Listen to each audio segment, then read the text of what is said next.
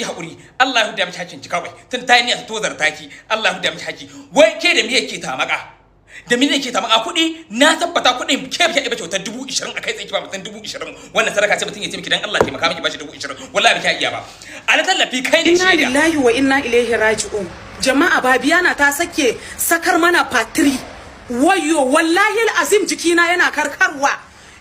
masu namba na ta WhatsApp private number na ku yi mun magana ku gan ikon Allah Babiana kin san maganar da nake faɗa torchlight ta doka ko torchlight ne ko power bank ta doka take haska farjinta da shi da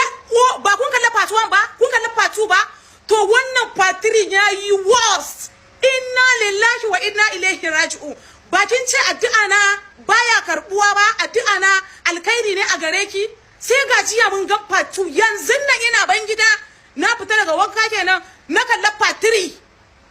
gayan ya ce mini suna da shi ya fi 30 na ce dan Allah ya isa Babiana who swear for you na me